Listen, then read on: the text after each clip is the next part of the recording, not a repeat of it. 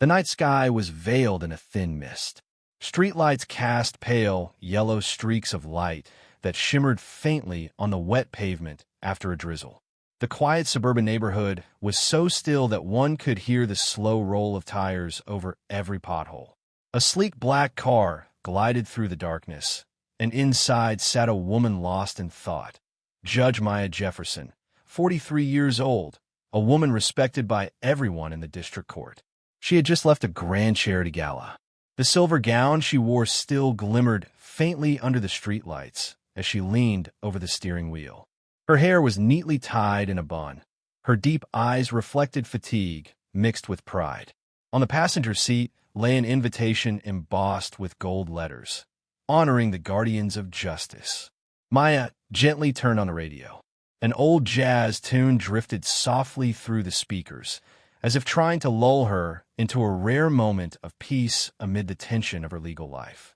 She smiled faintly, brushing her hand over the long coat draped over her gown, feeling, for a fleeting instant, as though she had escaped the world of courtrooms and heavy verdicts. But peace never lasts long. A flash of blue and red lights flickered in her rearview mirror. A short siren blared. Maya froze as the reflection of police lights filled her eyes. A patrol car. She immediately slowed down and pulled over. A thought flickered through her mind. My taillights are working, aren't they? But instead of arguing, she chose composure. No one understood better than she did how vital proper conduct was in such moments. Two police officers stepped out. Both men, perhaps 10 years younger than her. The first, tall, broad-shouldered, with a swagger that bordered on arrogance, had Cole on his nameplate. The other, Riley, thinner and hesitant, looked like a rookie. Cole approached and tapped on the window sharply. "Ma'am, please roll down your window." Maya complied, offering a polite smile. "Is there a problem, officer?" Cole glanced briefly around the luxurious interior, then fixed his gaze on her face. Suspicion glimmered in his eyes. "Your tail light's broken. I need to see your documents." Maya frowned slightly. "Tail light? I just had the car serviced last week." Cole shrugged. "If I say it's broken, it's broken. License and registration." His tone lacked any trace of courtesy. Riley stood silently beside him, looking uneasy but saying nothing. Maya sighed, opened her purse, and handed over her documents, maintaining calm though a flicker of unease stirred inside her. Under the beam of a flashlight, Cole glanced at her license and read the name slowly, stressing every word. "Maya Jefferson, you live in Westbrook." "That's right." "Strange," he muttered, raising a brow. "Don't usually see folks like you driving around here at this hour." The words like you hung heavy in the air. Maya understood instantly. He didn't need to spell it out. Her skin color said enough. She kept her tone even. "I attended a charity gala downtown. I'm heading home. Is there a problem, officer?" Cole smirked, exchanging a glance with Riley. "You talk real polite, but I still need to take a closer look." "Step out of the vehicle." "I'm sorry. May I ask for a specific reason?" "You defying a police order, ma'am." His voice hardened. Riley flinched and murmured, "Sir, maybe it's a mistake. The tail light's still working." Cole shot him a sharp glare. "I said it's broken." Maya took a deep breath, her hand resting on the door latch. Each movement was slow, deliberate. She knew too well that one wrong gesture could turn everything chaotic. The cold night air bit into her skin as she stepped out. The police lights painted her silver gown a ghostly gray. Cole's gaze swept over her from head to toe, openly appraising. "Move to the back of the car. Hands on the hood." "Officer, I don't believe that's necessary." Do it. Now." His words sliced through the air. Riley looked down, visibly uncomfortable. Maya walked to the rear, placing her hands on the icy hood. A wave of humiliation rose within her, not from fear, but from knowing this wasn't law enforcement anymore. It was abuse of power. Cole swept his flashlight across the car, then stopped behind her. "What do you do for a living?" "I'm a public servant." "Public servant with a fancy ride like this? Someone funding you?" Maya lifted her head slightly, voice calm but edged with steel. "That question isn't relevant to your inspection, officer." Cole scoffed, stepping closer. "That attitude, huh? You know I could keep you here all night." Riley murmured. Sir, please, maybe she... Cole, wave him off. Quiet. I know what I'm doing. Then he tugged roughly at her coat, pretending to check for weapons. The motion yanked at her gown, a faint tearing sound breaking the silence. Maya stiffened. The chill brushed against her exposed skin. Anger surged, but she stayed composed. Her voice was low, trembling slightly. Officer Cole, I'm ordering you to stop. You're exceeding your authority. Cole froze, then let out a dry laugh. You know the law well, huh? Been watching too many courtroom dramas. Maya turned, meeting his gaze head-on. The reflection of the police lights burned in her dark eyes. Not fear, but authority. I know the law because I uphold it, and you're violating it. The air froze. Riley blinked in shock, while Cole frowned, uncertain. What did you just say? I'm Federal Judge Maya Jefferson. A long silence. The night's insects filled the void with their steady hum. Riley's eyes widened. You're a judge? A real federal judge. Maya opened her wallet and held out her identification card under the flashlight. The golden seal of the United States Federal Court gleamed back at them. Riley instantly straightened, face pale. Cole tried to compose himself, but the confusion was unmistakable. I suggest you turn your dash cam back on now and call your supervisor. Her voice was calm, but each word struck with the weight of authority. Cole swallowed hard and stepped back. Riley hurried to the patrol car, turning on the camera and radioing dispatch. The flashing lights now seemed cruelly bright, exposing their arrogance.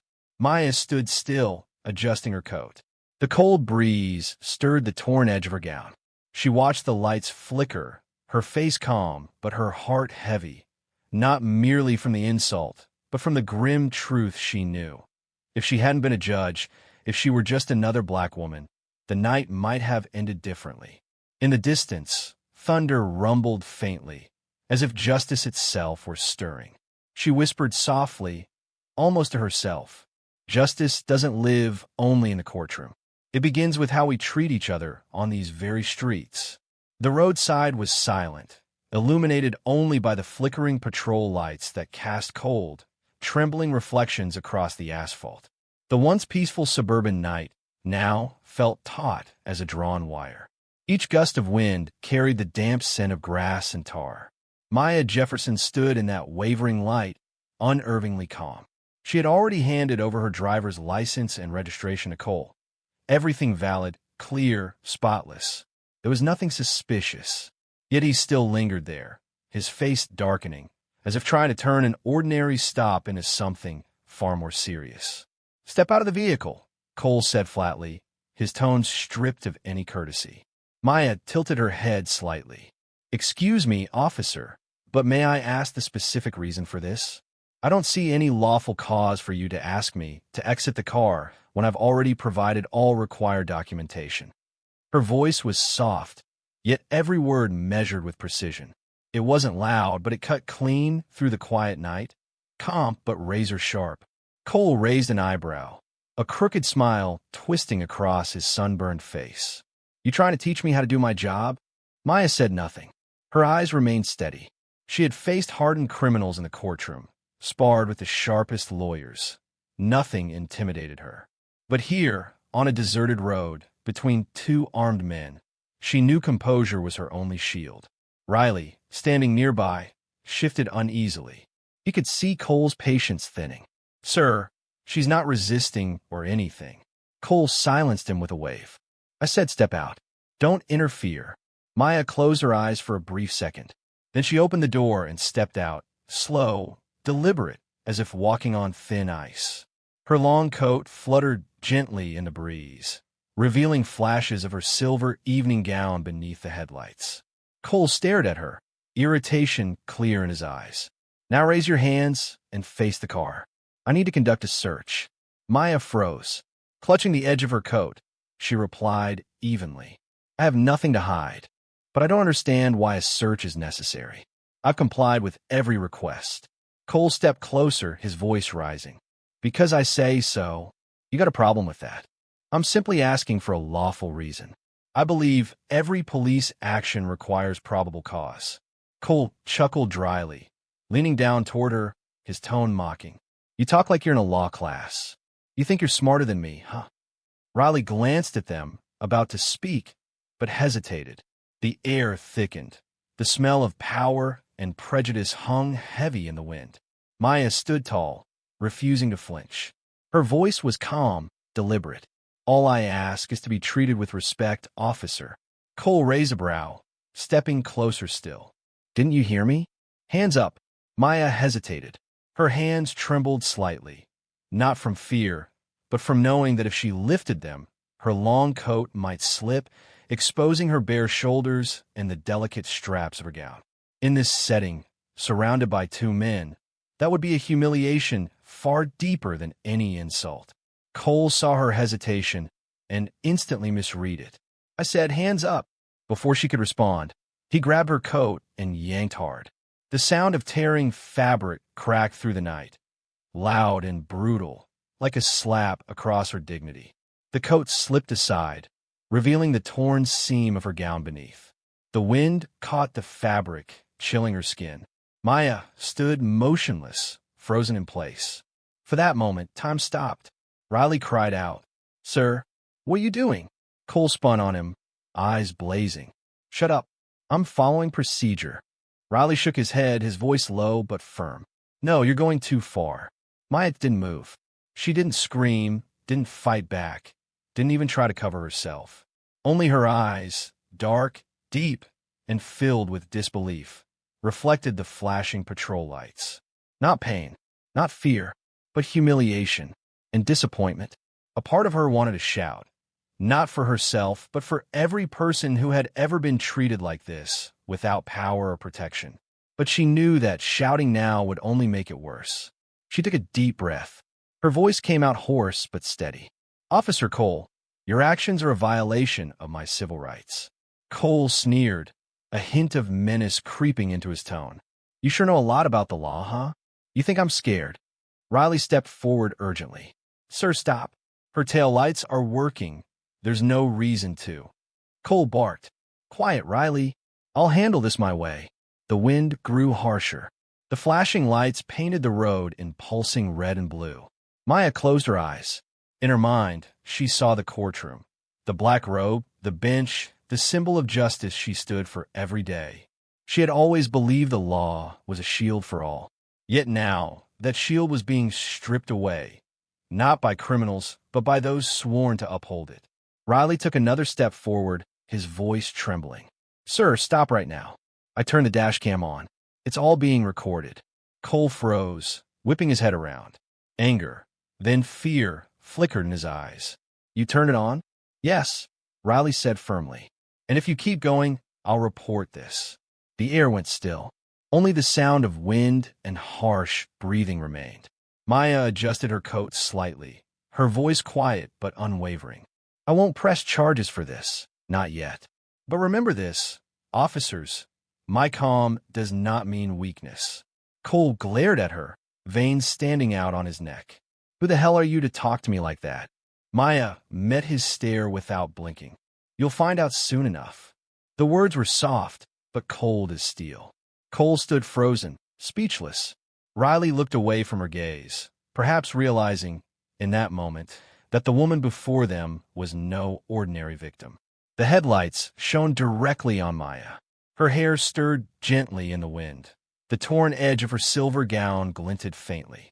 She seemed small against the dark night, yet in the red and blue glow, she looked like a solitary flame, fragile but unyielding. She said nothing more, just stood there in silence, staring ahead. A faint, bitter smile touched her lips, not one of victory, but of recognition. The truth was cruel. Even those who knew the law by heart could still be trampled when power lay in the wrong hands. Cole stepped back. Riley stood frozen beside him. Neither spoke. Only the night bore witness, silent, watching, and ready to remember everything that had just happened. A night destined to shake the entire city. The night wind blew colder now, carrying a damp mist that swirled beneath the dim streetlights. The entire street was hauntingly still. The blue and red flashes from the patrol car swept rhythmically across the faces of the three people, Cole, Riley, and Maya. None of them spoke. Only the pounding of their hearts filled the silence, heavy and uneven. Riley glanced at the woman standing before him. There was something about her that held his attention, an absolute composure, unlike anyone he'd ever stopped at night. She didn't plead, didn't tremble, didn't overreact. Even when insulted, her voice remained steady, deliberate, and commanding, as if she could silence a courtroom with nothing more than her words. He turned toward Cole, wanting to speak, but stopped himself. Cole still wore his mask of defiance, though a twitch in his jaw betrayed unease. Something in his expression hinted at a faint, instinctive dread, a sense that he had gone too far. Maya clasped her torn coat around her, her fingers tightening slightly. She fixed her gaze on Cole, her eyes gleaming in the flashing light. When she spoke, her voice was low yet precise, each word deliberate. Do you two realize that what you're doing violates several provisions of federal law? Cole snorted. Oh, here we go again. You sound like some third-rate lawyer trying to act smart. Maya didn't flinch. She only tilted her head slightly, a faint smile curling on her lips, colder than the night air. No, I'm not pretending to know the law. I don't know it. And you're committing a serious offense. Not just abuse of power, but a civil rights violation. Both are prosecutable at the federal level. The words dropped into the tense air like stones. Riley froze. The phrase civil rights violation hit him hard. He looked from Maya to Cole, waiting for a reaction. Cole laughed, a harsh, hollow sound that sliced through the night.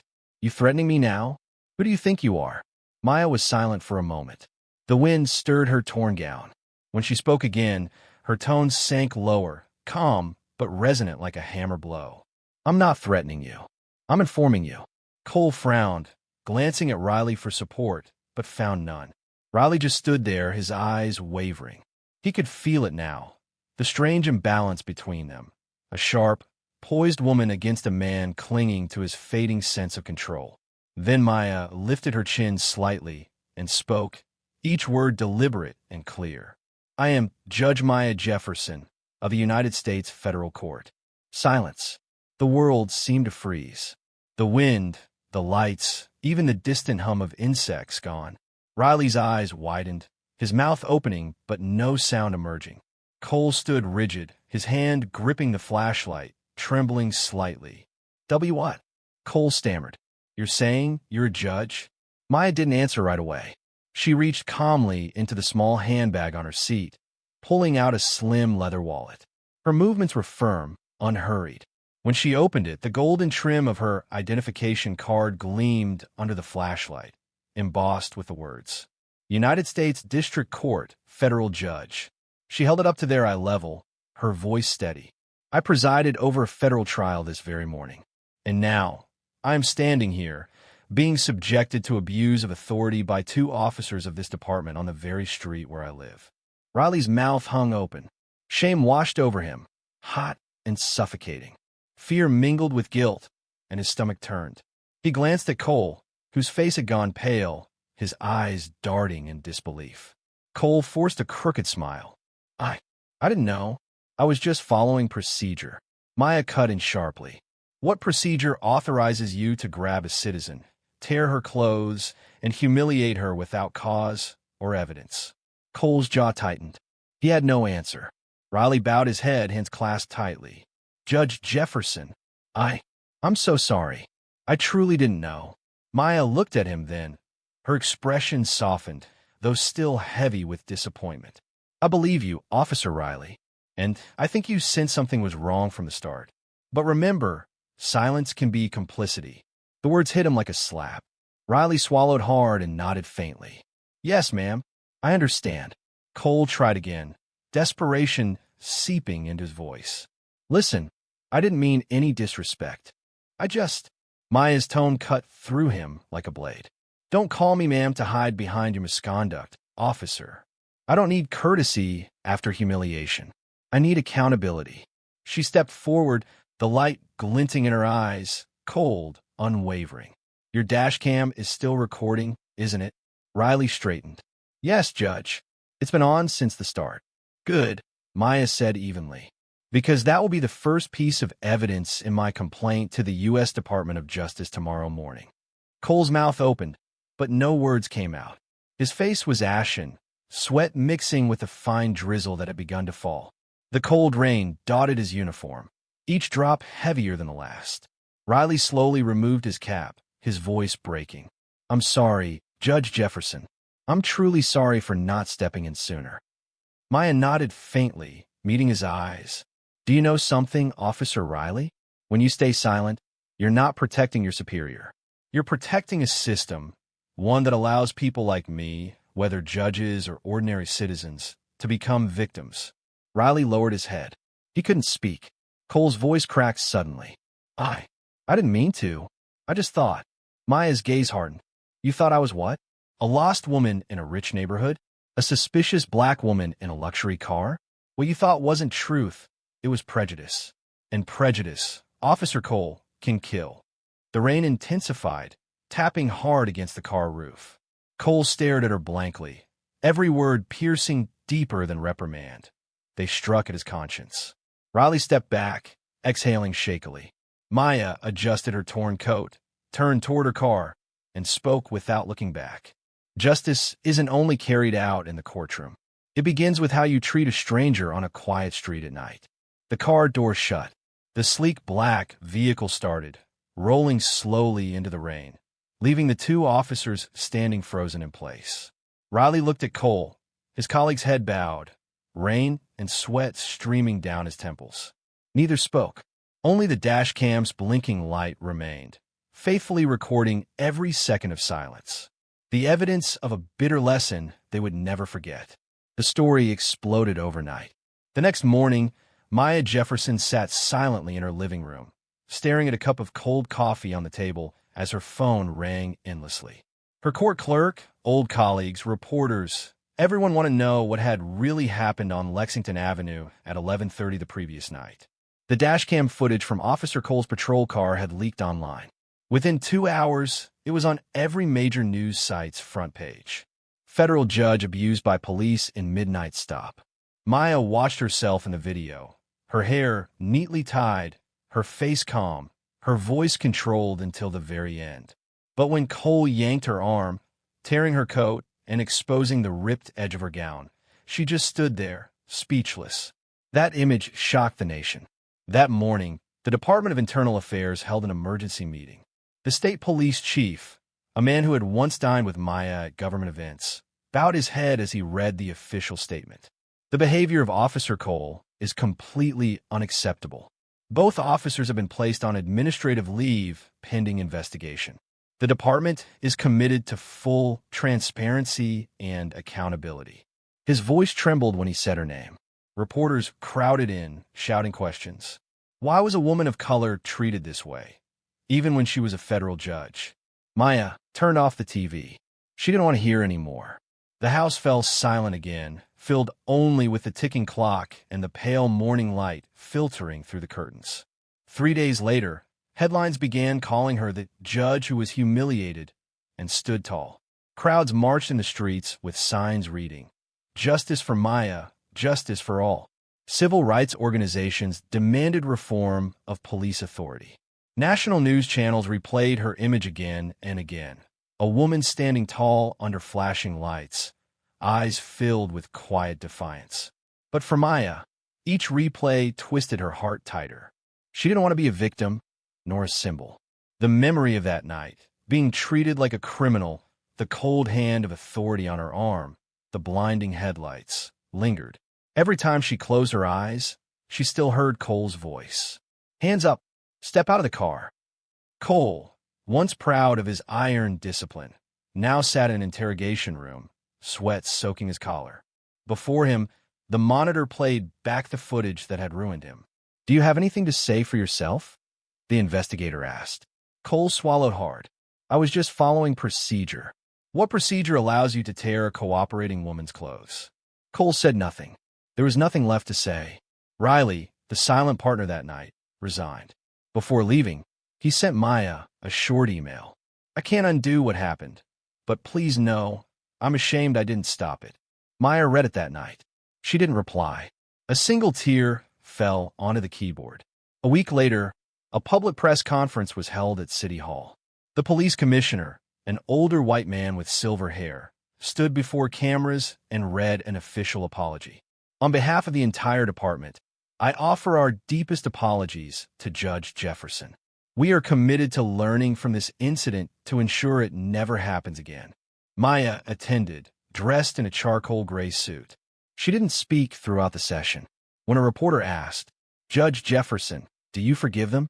she simply answered, "Forgiveness is not the question you should ask me.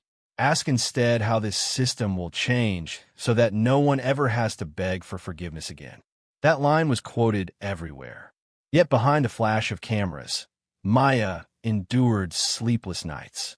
Sometimes she woke trembling, haunted by the blare of sirens, the pounding of boots, the glare of a flashlight. She had faced political trials and capital cases without fear, but the memory of losing her dignity, even for a moment, left her shaking. One afternoon, while walking through her neighborhood, a young woman approached her with a phone in hand. "Judge Jefferson, thank you. Because of you, people like me still have hope."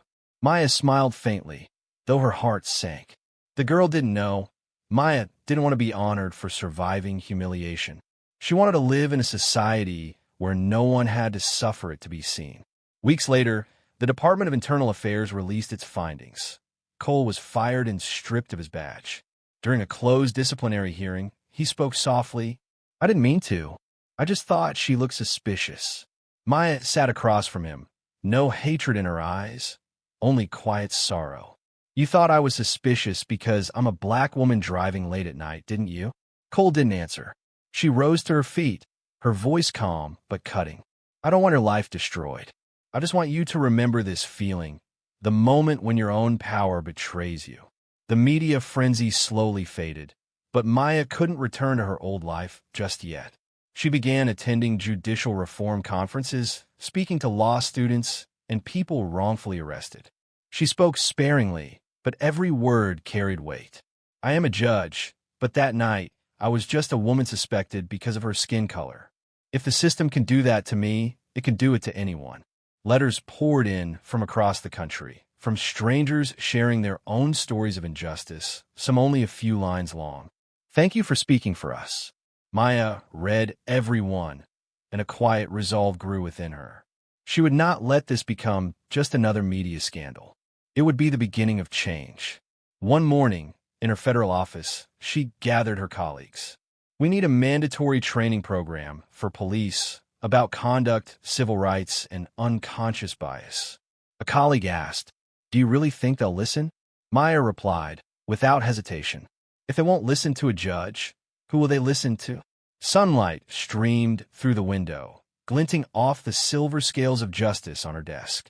She brushed her fingers lightly across it. Cool, solid, a reminder that justice is often forged from the pain of those who defend it. Later that day, Maya walked slowly down the courthouse steps.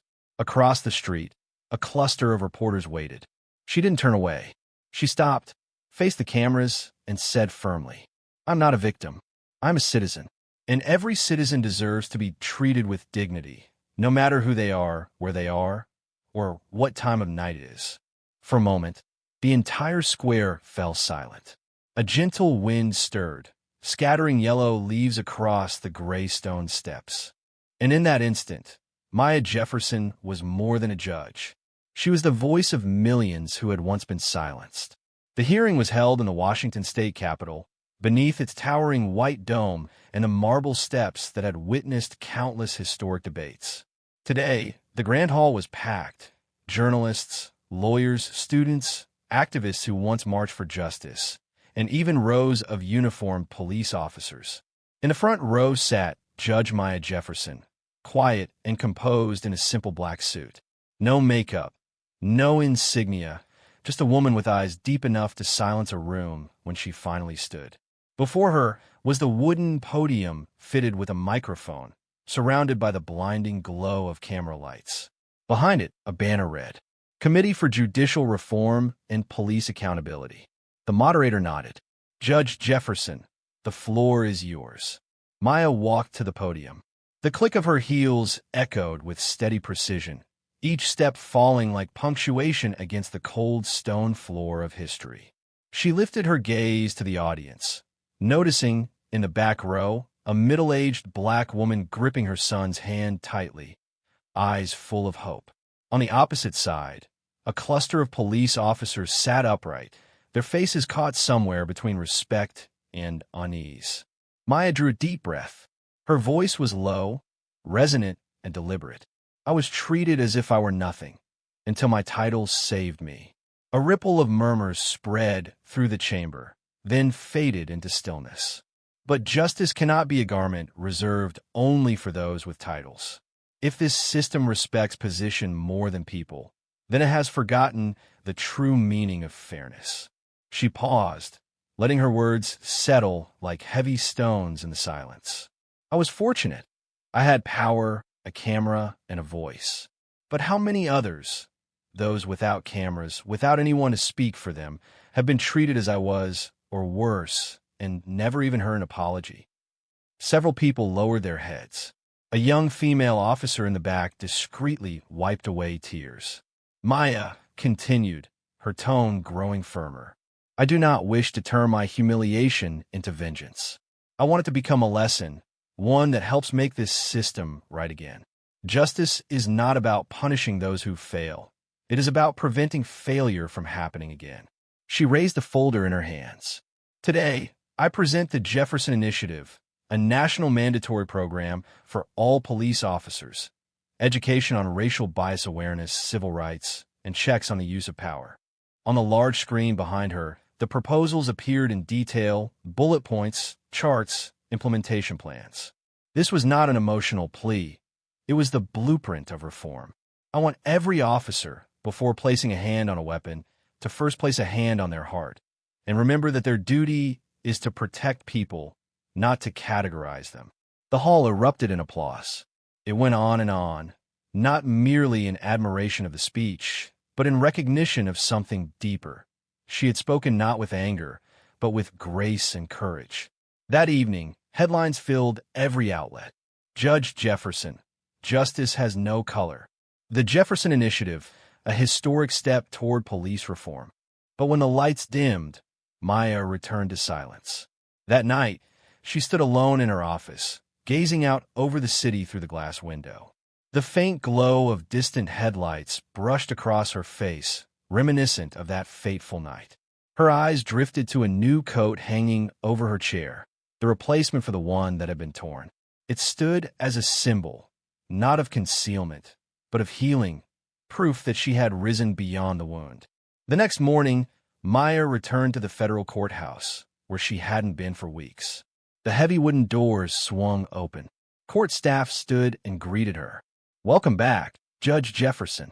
She smiled softly. No flowers, no applause, just the quiet dignity of returning to where she belonged, where justice was not a distant idea, but a daily act. In the courtroom, the gavel rested on the bench, gleaming faintly under the ceiling light. She touched it gently, that familiar weight grounding her once more. "Let's begin the hearing." Her voice rang steady and firm, as if nothing could ever bend her again. When the session ended and the room emptied, a young intern approached hesitantly. "Judge Jefferson, how do you stay calm after everything you've been through?" Maya looked at the girl, her wide, earnest eyes, and smiled. "Justice isn't something someone gives you. It's something you hold on to, even when the world tries to take it away." The girl nodded, silently memorizing every word. That afternoon, Maya stepped out of the courthouse. The flags above fluttered in the breeze. Near the gate, a group of high school students waited to meet her. A black teenager, no older than 16, stepped forward nervously. "I want to be a lawyer, like you." Maya smiled and placed a hand on his shoulder. "Then start by believing. You deserve respect, no matter who you are." A camera captured the moment. A judge and a boy standing together in the soft afternoon light. Two generations bound by the belief that justice can heal. That evening, Maya returned home. She sat by the window, watching the city lights flicker on. The first autumn breeze carried the scent of dry leaves and distant traffic. Opening her notebook, she wrote her first line in weeks. Justice doesn't live in the courtroom. It lives in how we treat one another when no one is watching. She set the pen down and closed her eyes. No anger, no fear, only a proud stillness. The next morning, Maya entered the courtroom once again. Sunlight streamed through the high windows, catching the silver strands in her hair. Everyone stood as she approached the bench. The clerk's voice rang out. All rise. United States Federal Court, Judge Maya Jefferson presiding. Maya lifted her head. Her eyes were bright, her expression calm, a faint smile playing on her lips, the look of someone who had walked through the depths and still believed in humanity. Court is now in session. The sound of the gavel struck 3 times, deep, resolute, powerful. And in that moment, everyone understood. Justice had returned, in the form of a woman, proud, steadfast, and unbroken. Morning in Washington, D.C. Sunlight spread softly across the tree-lined stretch of Constitution Avenue. The federal courthouse stood tall, an enduring symbol of justice. But for Maya Jefferson, it now meant something more. It was no longer just where she presided as a judge. It had become the front line of a new battle, against prejudice, against abuse of power, and against the haunting silence of those who once looked away. Inside the courtroom, Maya's heels clicked evenly across the marble floor. The door opened. Court staff stood and greeted her with quiet respect. Since the incident, her name had transcended the legal world. She had become a symbol, not only of justice, but of courage. On her desk lay the morning newspaper, still open. The bold headline stretched across the front page. Judge Maya Jefferson honored with a National Civil Liberty Award. She stared at the words for a long time. Part of her felt proud, but another part heavy, because she knew that no honor could erase the memories. The rainy night, the empty road, the contemptuous voice of the officer shouting beneath flashing lights. Step out of the car, ma'am. Spread your arms. And the sound of fabric tearing through the dark. A soft knock at the door broke her reverie. Riley stood there, in plain clothes, his expression carrying the same quiet remorse time had yet to ease. Judge Jefferson, he began softly. I know you don't need to see me, but I wanted to apologize again. Not because of the public pressure, but because I truly have changed. Maya nodded, her gaze gentler than before. I believe you have, Riley. Regret is a beginning, but don't stop there. Teach others what you've learned. He fell silent. Perhaps that was the only forgiveness he deserved. Not to forget, but to live with the memory as a reminder. That afternoon, Maya attended the first training session of her new program, Justice Without Bias, an initiative she had founded herself. Standing before a room full of police officers, her voice was calm yet commanding. You cannot serve the community if you fear the very people you're sworn to protect. You cannot uphold justice if you fail to see the human being in every individual, regardless of who they are, what color their skin is, or what class they belong to. I was treated as someone beneath authority until my title was revealed. But justice should never depend on a title. It must depend on human dignity. The room fell completely silent. Some looked down, others wiped away tears. Riley sat in the back row, his hands clasped tightly. He was no longer an officer, but he came anyway, because he wanted to understand the cost of prejudice more deeply than ever before. That evening, Maya returned home. Her apartment overlooked the shimmering Potomac River. She brewed a cup of tea and played an old jazz record, her late husband's favorite. On the shelf, the family photograph still sat where it always had: Maya, her husband, and their young daughter. Now that daughter, Layla, was a law student. She once asked her mother, "Do you ever regret not staying silent?" Maya had only smiled. If I'd stayed silent, I would have survived. But justice wouldn't have. Her phone buzzed with a new message from an unknown number. I'm just a single mother who was wrongfully arrested for self-defense. Thank you for speaking up. Because of you, I got my freedom back. Maya smiled faintly. She didn't reply, but tears welled in her eyes. Not from sorrow, but from hope. Hope that every wound, if used with purpose, could become a light for someone else. The next morning, she donned her black judicial robe, and walked the long marble corridor of the courthouse. Colleagues nodded respectfully as she passed. Morning sunlight filtered through the windows, reflecting off the brass nameplate on the wall. Honorable Maya Jefferson, United States District Judge. She brushed her fingers lightly across it, inhaled deeply, and continued forward, calm, proud, and resolute. Because she understood now, justice isn't found only in verdicts, but in every choice we make between fear and courage. And this time, Maya was more than a judge. She was a symbol of truth, resilience, and the belief that even when the world judges you, you can still rise from the darkness, standing tall in the light of your own conviction.